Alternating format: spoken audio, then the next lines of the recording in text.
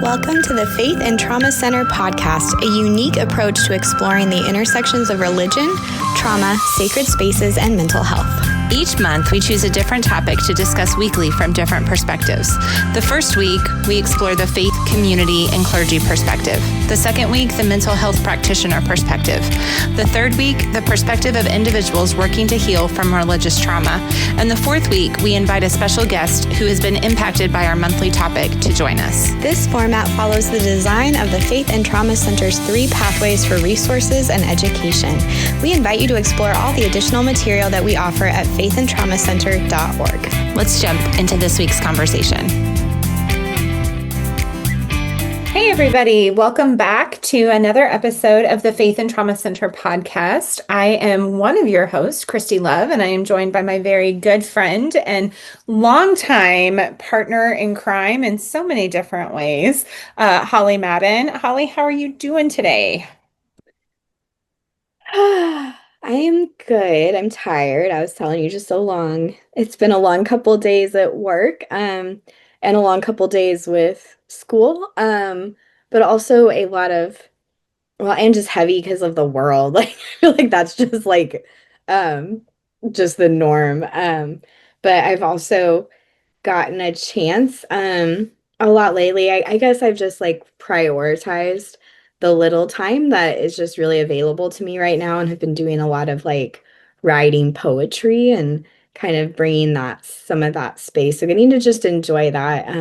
So just a sweet little invitation that if you're listening and you keep finding yourself saying I'm too busy to do something I love, just find a way to make time. It's so important. Well, okay. But I think we need to talk about when you make time. Okay.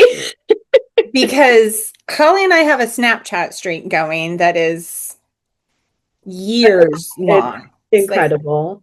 Thousands of people. You're the only person I Snapchat. Yeah, right. And so, but normally we keep our Snap streak alive with an early morning, good morning chat. It's kind of become our weird way to keep this thing going, because inevitably, 1,258 days for anyone that's curious. But often, right, we revert to text or we'll FaceTime during the day or whatever, but I can always count on waking up to a good morning text from Holly. And recently, your good morning texts, which are at the absolute crack of dawn, have been good morning, I have a candle lit and I'm doing some yoga and writing some poetry before work. And I'm the only thing I can put coherently together before I go to work most days is coffee into cup, creamer into coffee, butt into chair. So the fact that you are up so early writing poetry is incredibly impressive. Yes, we are on a very, very early timetable, but you can't talk about the fact that I wake up that early without talking about the fact that I go to bed at a crazy early hour, which you fair. tease me about in love. But yeah, my kiddos and husband, they their school starts at 7:20 in the morning, and because my husband's a teacher, so they leave my house at 6:30 in the morning. So I'm up every day before 5. So yeah, we operate in this very early time, which is ironic too, because I feel with our time difference in this season, it doesn't even correlate, because I'm Snapchatting you and it's 3 a.m. your time. Yeah, our time zones don't translate at all, because to me, in my time zone, you're running on 80-year-old time, because you're going to bed when I'm having dinner, and so it's always really funny. It is. So anyway, but it's so wonderful. I just am fully immersed in I love the seasons. I just feel for anybody who struggles with mental health, seasons are just this beautiful. I mean, it's this whole natural process that we should all engage with, because that's the natural way we're supposed to live. But I digress. It's just really beautiful to just be allowing yourself to engage with the seasons of okay, things don't have to be the same. They kind of ebb and flow, and things grow, and there's quiet seasons, and there's seasons where there's a lot of death, and there's seasons where there's a lot of life. So I'm just fully immersed in this fall. So every morning I wake up and there's this the birds are still like singing, and you have like the geese that are flying over, and there's like dewy on everything, and the colors are starting to change, and it's like dark because it's getting later, and then the sun comes up, and it's like that pretty fall sunrise. So it's just like magical. So there's just the words are just like coming to me. It's That's just what funny to me that you ever doubted that you were an Enneagram 4 because like because of that. yeah, this is how you are and I love it. I appreciate it. I can't always Yeah, relate to it, but I appreciate it. should I add that I like write every morning by candlelight? There you go. There you go. So, How are huh. you? Well, I sent you a Snapchat this morning of the fact that it was the first day here in Washington State that I had ice on my windshield that was thick enough that I had to debate if I was going to wait for it to defrost or I was going to get out and scrape it. Um, Wild. and so, yeah, that seasons are definitely changing. And when I drive home now, I can see snow on the mountaintops. And so, um, Doesn't it make you want to write a poem? it does not. It makes me want to drink coffee and hot chocolate and maybe read a good book or Spreadsheet. make a spreadsheet or I'm uh, calling out your Enneagram 3-ness right now. yeah, all the Stuff. things. So Yeah. anyway, but let's jump in to some conversation this week. You and I were touching base kind of before we officially started recording, just kind of processing through some things that have really kind of been on hearts and minds and on radars lately. What do we want to kind of dig into? And we kind of got on a tangent and said, "Ooh, let's just bring that to the podcast today." And the tangent was, so for me, who is, leading a church here in Central Washington State and actively in the midst of like worship planning and prep every single week and sermon writing and all of the things. One of the big things that I've been working on recently has been trying to finish out the rest of the year in terms of just like our worship layout and our worship plans. And a big part of that is music and selecting hymns. And so I was sharing with you before we jumped on here that I was a little bit frustrated today because I was trying to kind of like put together these last few services for October and the first part of November. And I literally went through our entire hymnal. So I pastor a Disciples of Christ church. We use the Chalice hymnal. I pastor an older church that's been around for, 40, 50 plus years. And they have a deep love of hymns and traditional music. We have a very massive, beautiful pipe organ. And so it is definitely much more liturgical and much more traditional. So hymns are, kind of the staple in our worship service. And we have 700 plus hymns in this hymnal. And I literally went through the entire thing twice today because I was trying to find something very specific. And I was trying to find something that didn't have certain language around it, right? And so I'd get 2 verses in and think, oh, this is great. And then it was like, oh man, it lets me down in 3 and 4. And we currently don't have a song leader, so getting creative and like changing a lyric here or there is a little bit more tricky right now. And so it just kind of got you and I talking a little bit about the religious trauma triggers embedded in music, embedded in hymn lyrics, embedded in worship music, and just kind of talking about the role that worship and music specifically have played in religious trauma itself, as well as in our healing journey and, our mental health journey. And so just kind of talking about music, lyrics, how things are great, how things are problematic, where things get weaponized. So one thing everyone should know as we dig into this topic. So Holly and I reference frequently the church that we planted in Southwest Missouri and that we led together for 5 years.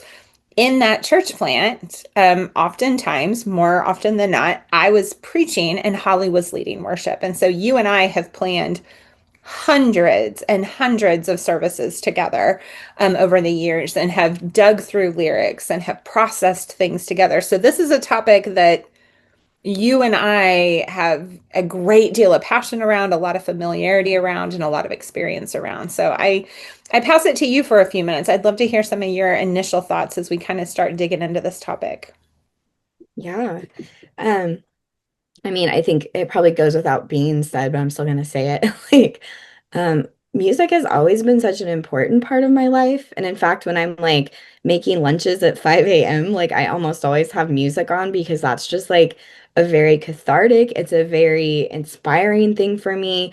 It's something that has given me a lot of solidarity. It's given me a lot of language. And so when I think about music, I think of it as this tool for healing. I think of it as a tool for advocacy, for communication. And I think of it as kind of a companion. Like, I think that if there's ever been a song that has just meant a lot to you, there's this sense of like, I don't know, this like companionship or this friendship or the solidarity, whatever that feels like, of just like, I'm not in it alone because I feel seen by this or I feel supported by this. And so music is so powerful. And I think of how when we even first started our church plant, like those early songs that we played kind of on a loop versus by the time that we were coming kind of to the end of that season together, just how different. Because when we first got into church planning, we had just really begun the journey of deconstructing. I think we had both been on that for a long time, but like the amount of deconstruction that happened while we were in that church plant is just profound. And you can kind of see the difference in that. But even still, like we were talking about, like even some of those songs towards the end would be songs that now you and I would be like, ooh, like that's there. And I think there's something really beautiful about that. And something that I think people are really afraid to do, especially when it comes to religious music, because we're so quick to critique music that is popular, that's trendy, that is, you know, we're quick to be able to, we justify it. There's a lot of songs that you hear that you're like, oh, did it really talk about this? Okay, it's fine. You know, there's a lot of those kind of things. But there's a lot of problematic stuff in religious music that I think is really hard for people to be able to listen to and say that's not okay. Like, because I think there is this piece of, we've been taught often in our families and in our churches that like you don't question, and that goes along with the music. But there's also like a lot of nostalgia that comes with it. Like there's a lot of, I grew up listening to this with my grandma, or I remember this being on at this season of my life. And so there's this piece of like even a remembering a time of fondness. At the same time, music is one of the, anything we hear, and music is like the number one thing that we hear from a trauma standpoint that has some of the biggest trauma reactions for us. So you've ever been, I would say, if you've ever been in a store or like heard a car driving by and there's a song that plays and it's a religious song of some sort, and it immediately makes you like your body go into some sort of fight or flight. Maybe it's hard to breathe, or you feel yourself get like your blood pressure begins to rise and your temperature begins to rise and you start feeling maybe nauseous, or you just are like, I can't hear this, and you'll literally run out of a store. That's a good sign you have religious trauma. Like that's a good sign that there's been some trauma there. And yeah, music is probably the number one like significant trigger for that. Yeah. Well, and I mean, I think it's important to name, you know, some of the psychology behind some of this too. You know, we know that there is documented, researched, data, evidence-based, you know, resources that show us at the role that music plays in our mental health, in the way that it connects with our brains, that you know, certain kinds of music can help to elevate our mood, other kinds of music can help to bring down our mood, you know, certain beats of music can help to trigger dopamine. And so like there's all of these pieces where music has a lot of cathartic and healing properties to it. But I also think it's really important for us to acknowledge and to name that what can be done beautifully and purposefully for healing can also be weaponized for harm.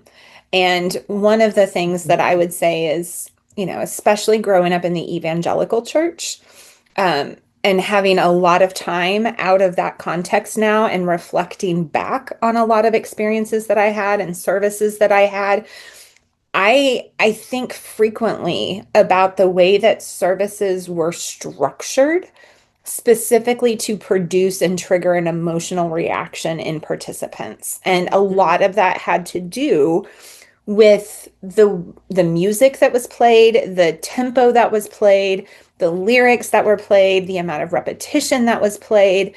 And so while music can be incredibly important and beautiful, music can also be used to really kind of try to get people into an emotional state that makes them more receptive and susceptible to a certain messaging or a certain call to action or a certain request for money or whatever that kind of looks like. I mean, I think back to some of the like youth events that I went to and the bands that they would bring in and always would start off with these high energy, engaging, get you out of your seat, kind of really kind of get you hooked and in that space and engaged in that space. And then there was this really abrupt shift that would happen. We're going to slow it down. We're going to start to reflect and meditate kind of language.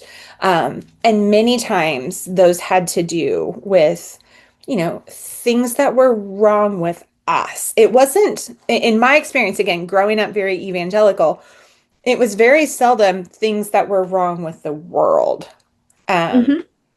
I very rarely remember like one of those shifts that started to focus our hearts for worship that was like a cry or a lament for injustice in our world or racism in our world or, starving children in our world. It was often like, oh, what a terrible person am I? Oh, I've fallen short so many times. I'm such a failure, and it kind of like highlights this piece of us that just gets us into a space where we're already feeling sensitive and insecure and bad. And then you've got this message, that comes right after that and kind of this way that it's very layered and nuanced that I think we don't always name enough. Yeah. I mean, you're describing that. And I think the word that I found a lot of freedom in for myself is like naming that as very manipulative. Like 100%. can be very manipulative. And it's, and I grew up in a lot of non-denominational churches. So I grew up with a lot of modern worship music in the 90s and the early 2000s. So, and we've talked about this a lot. Hymns don't have a lot of that nostalgia for me because I did not grow up with very many hymns in my world. And then when I first set out to go to college, I was in a very personal, dark space, navigating a lot of untreated trauma and untreated mental health in myself. And I went to an Assemblies of God university. And so, which is worship music's a huge part of that denomination. And it's very, very, and lots of language around the spirit and music that's used a lot in those contexts. And I think back to the way that I was told this is a spiritual experience and how often the music and the vibe and all of that was around me made me feel like I'm not good enough, I'm broken and all of that. And then it's the second half, like that's the first half is like we're worthless, we're broken, like all this stuff. And the second half is like this is how much you need redemption and forgiveness and Jesus and how just down on myself. It just like added to what I was already struggling with my own mental health. And then being given this language of that spiritual. And yet I've always possessed this really beautiful experience of experiencing God in the wild world, experiencing creator, like whatever name to call that, but like having this really profound these experiences and my experiences with the sunsets and with the cute little like woodchuck in my backyard or the deer or the fireflies, I never felt not good enough. I always felt this deep connection. Like I feel deeply connected to these wild things. I feel like I'm part of something so big and I feel so sacred. I feel like there's so much holiness around me, so much sacredness.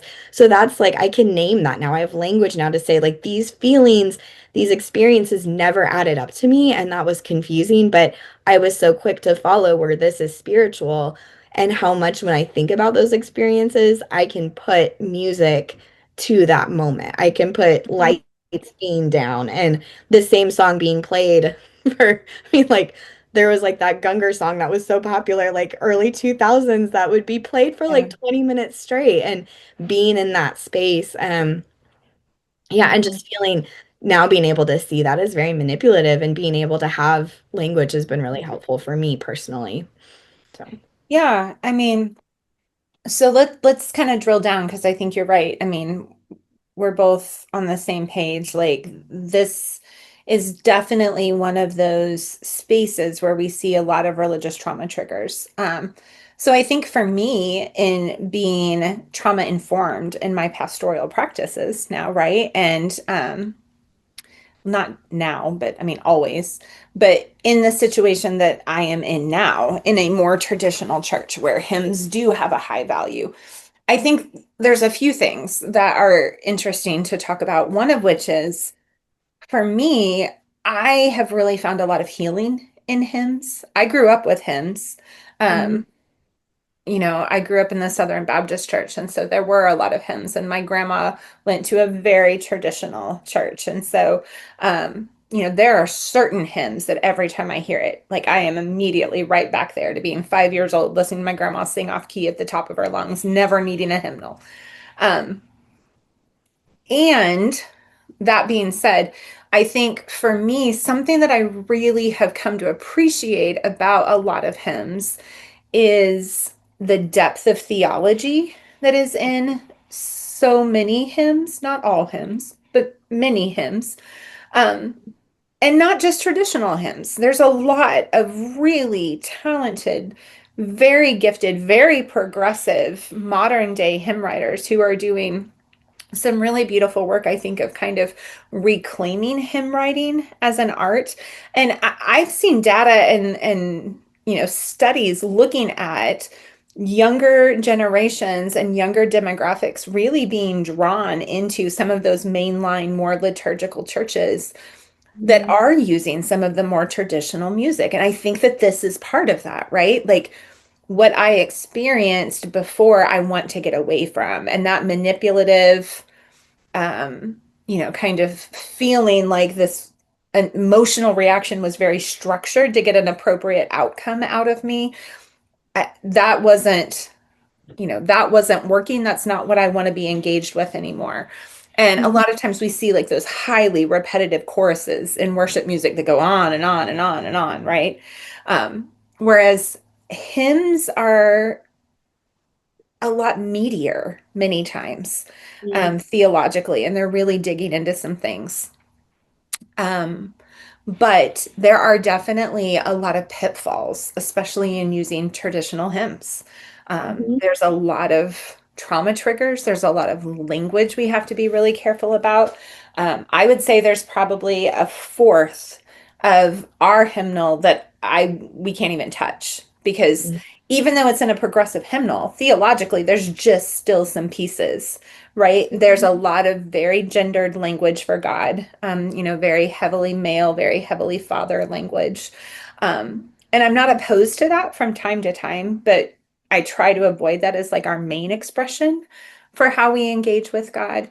There's a lot of atonement theology and language around, the cross and death that, again, you've got to navigate depending upon your theological background. For me, I often kind of steer away from more of the atonement theology piece.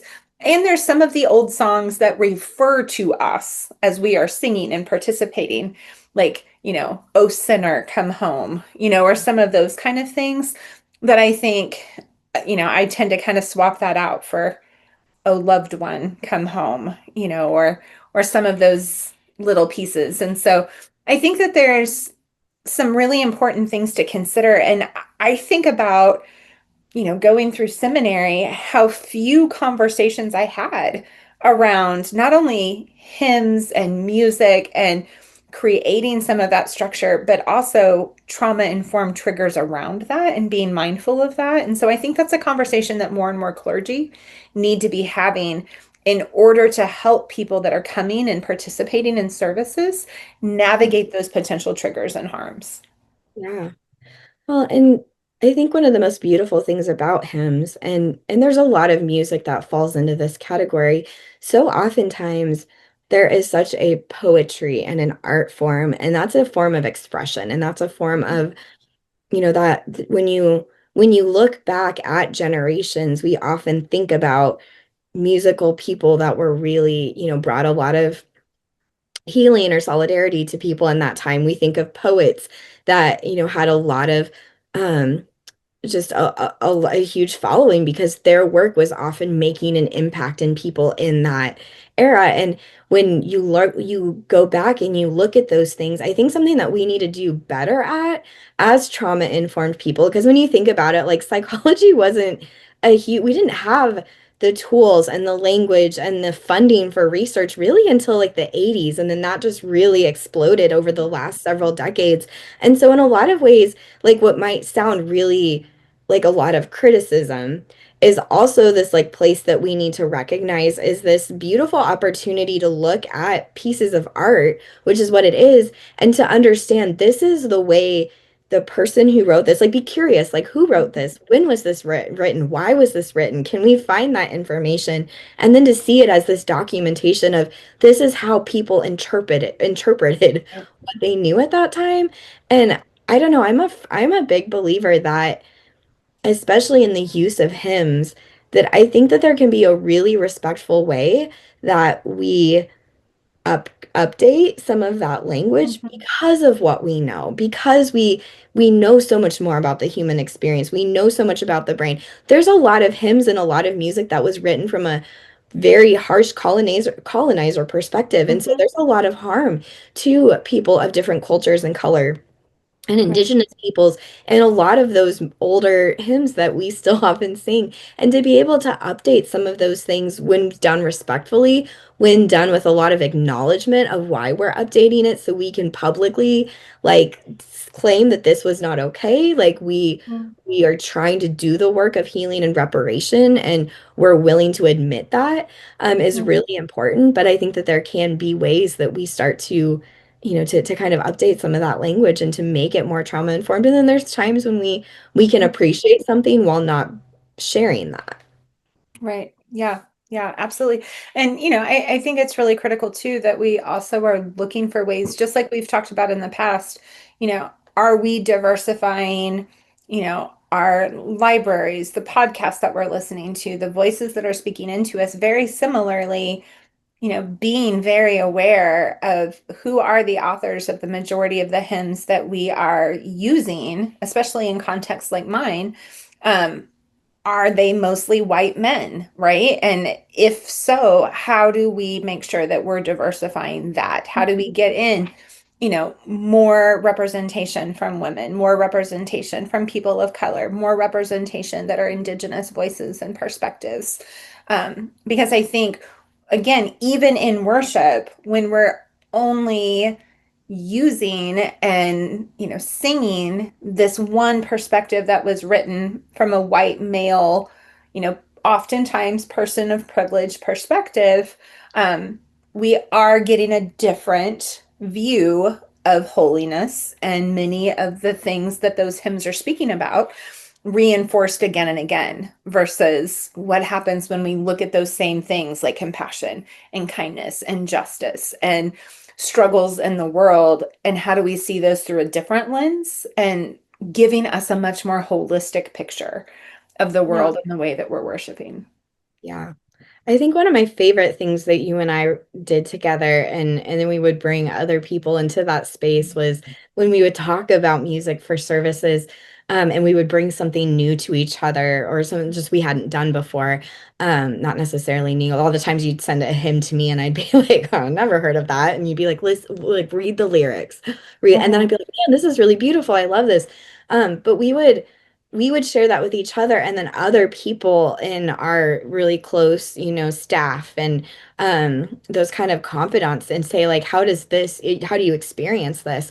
And how we had so much feedback that was so helpful, because we'd be like, this is really good, and then someone would say, from someone with a drug history background, or someone, from a, Black perspective, like, this is really triggering. Or if you listen to it, if you say this phrase, like, somebody who has this experience might feel really overwhelmed by that, or really harmed by that. Or, hey, did you catch this phrase? Like, this phrase is very colonizer. And I think that that was really profound, because it challenged us to sometimes even see the things that we were blind to, because we do not possess this all-knowing ability. No, like, as people, we become more trauma informed, we could become more educated, but we still need that feedback from others who have lived different experiences. That's so important. And I think that was really powerful, because it gave us a lot of opportunity to see where something we could use but change with respect. And I was grateful for that, because I would sometimes bring you things and you'd be like, this is wonderful, but like, let's process that. And to have that courage to say, let's really dive into the language and the words and the history behind this music. Yeah. Yeah. And I think, one of the phraseologies that's used a lot in worship music, hymn music, that I always encourage and lift up for people to be very aware of and careful of, and one that you and I were always hyper aware of, and that was language around family.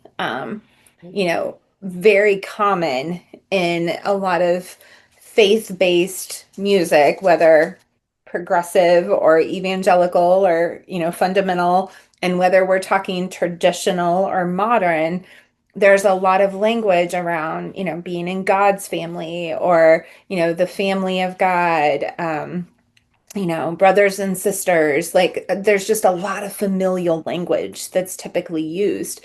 And again, keeping in mind that many, many people in our world today, especially people who are navigating religious trauma, people that are navigating complex mental health journeys, there is often some degree of family tension. There, for many people, are different expressions and variations of family estrangement that are associated with those things.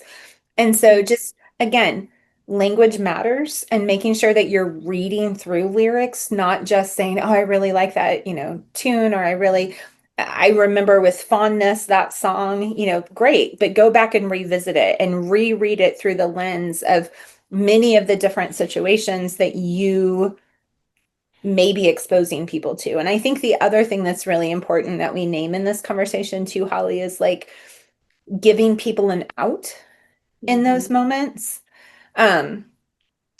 Like for me at my current church, you and I did this at our church plant.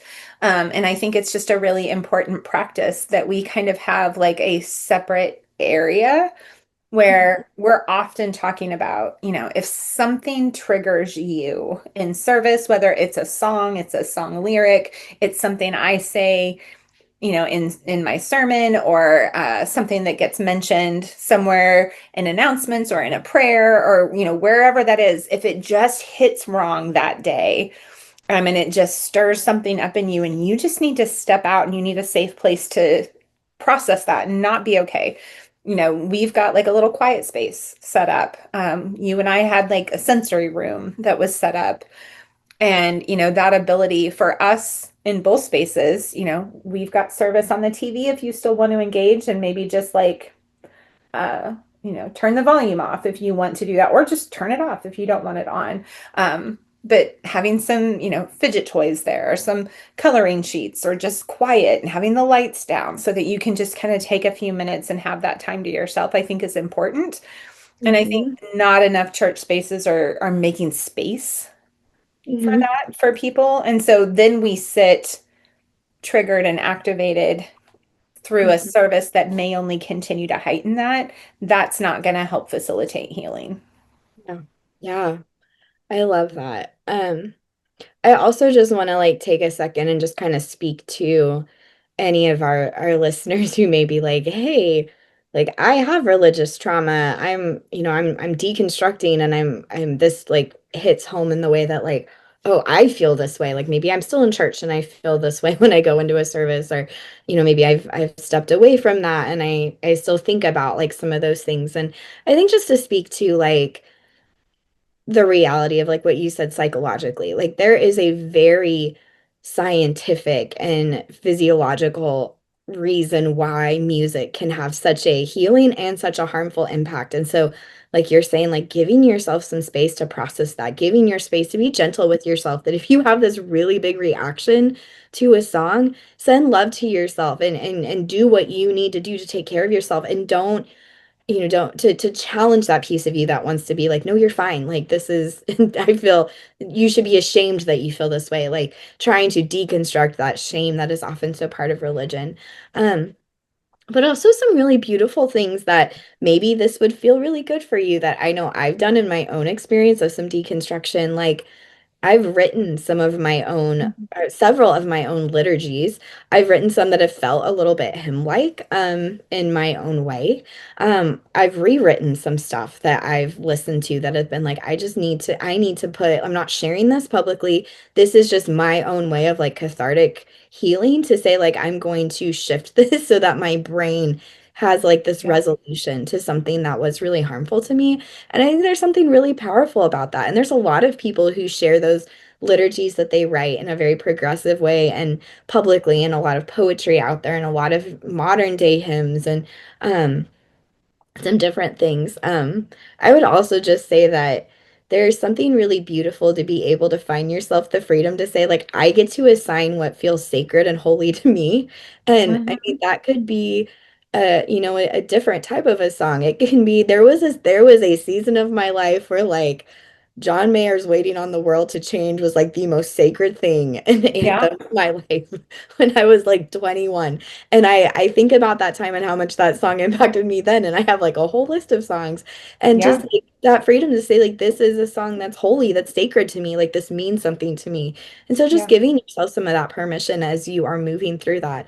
And at the same Yeah. time, it's also okay to hear a song or a hymn like what you talk about, Christy. And I love this about you, to say like, this one means a lot to me. Like I have a lot of nostalgia. And as we deconstruct that, there is no one way to do that. There's no one place you should find yourself at. And it's just this really beautiful Mhm. journey that you're on. And just send you so much love as you're on that journey. Yeah. Yeah, so you talk about, exploring as part of your healing journey, different music, different songs. We actually have, this is a playlist on Spotify that I have put together over the course of years of my own deconstruction journey. And it's a public playlist, and we've shared it before through Faith and Trauma, through Flip Table previously. But it's called the Deconstructed Soundtrack.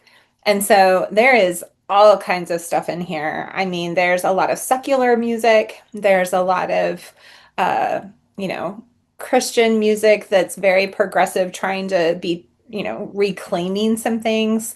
One of my absolute favorite artists that I think have really, in the last few years, given us some great soundtracks of deconstruction and reclamation is Flamy Grant.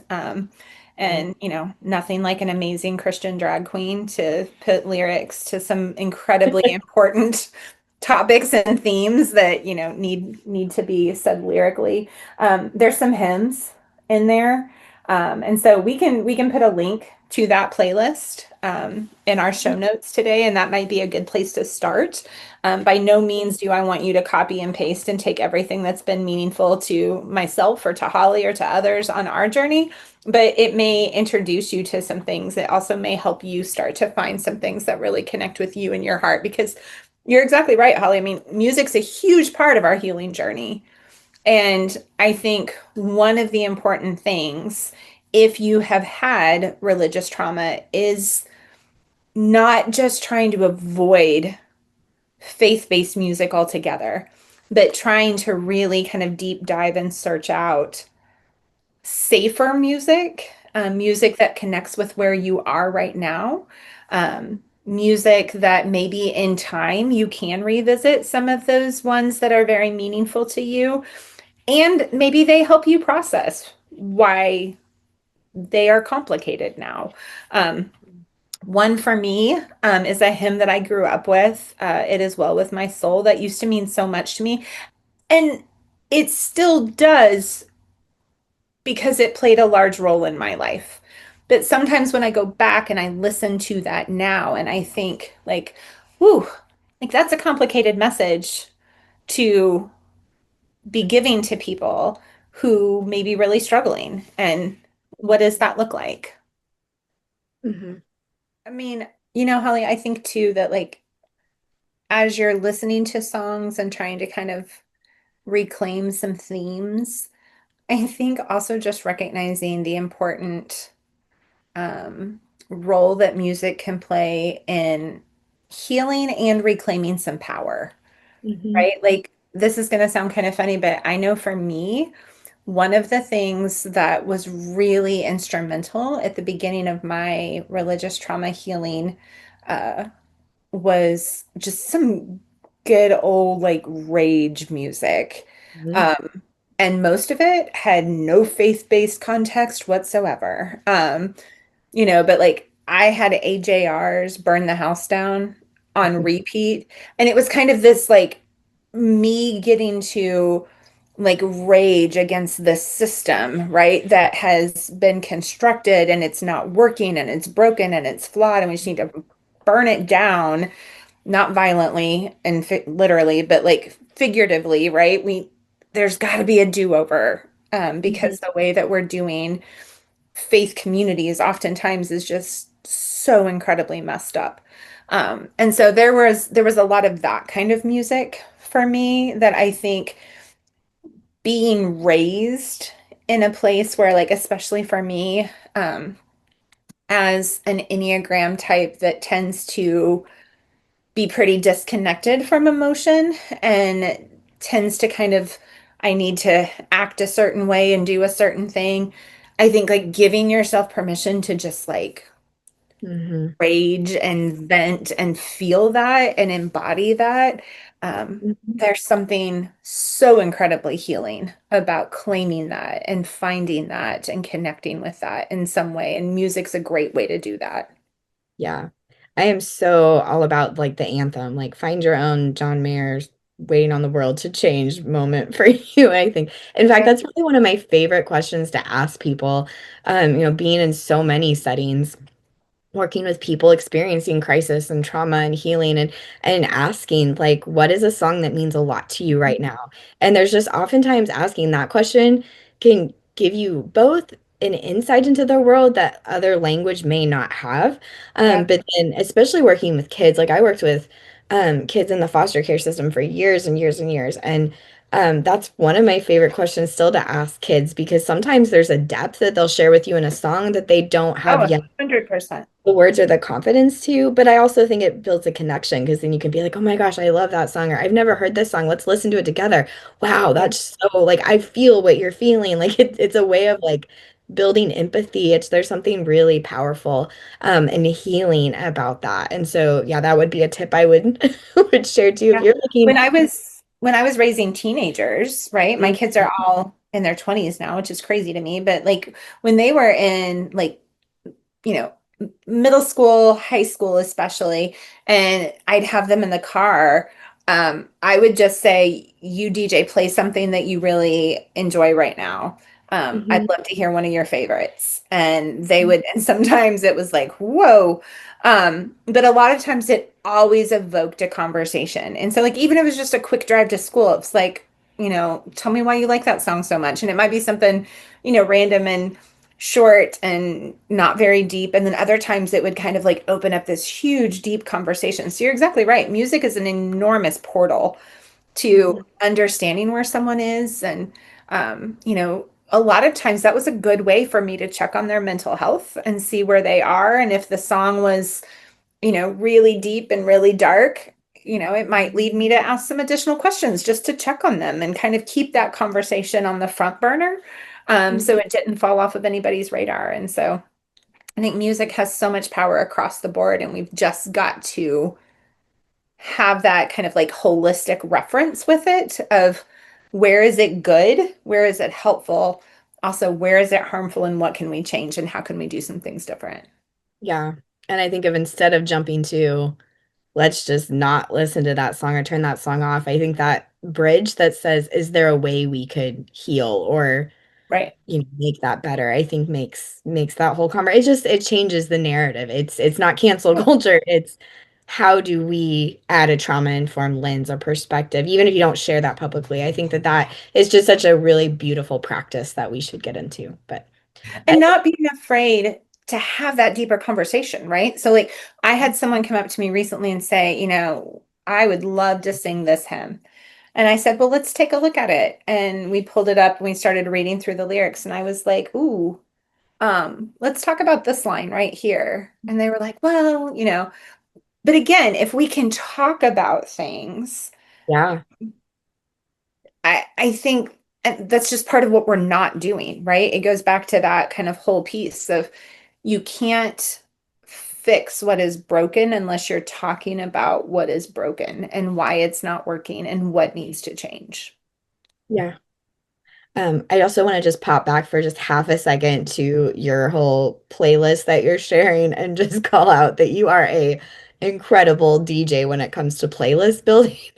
And It I is my often only musical talent, Holly, because I it is can't sing. so good. I have like defaulted to your DJ abilities on many occasions because I have an epic playlist that is almost 1,000 songs long because I have like a phobia of creating smaller playlists.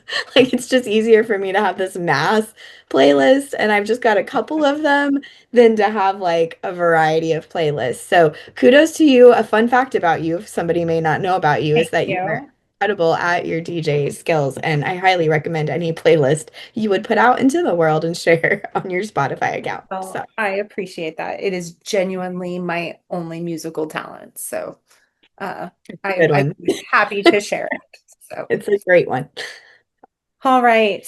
Well, thanks for processing all of this with me. I really appreciate it. Absolutely. It's a good conversation. I Yeah. enjoyed our Yeah. I conversation. hope it was helpful for those of y'all listening.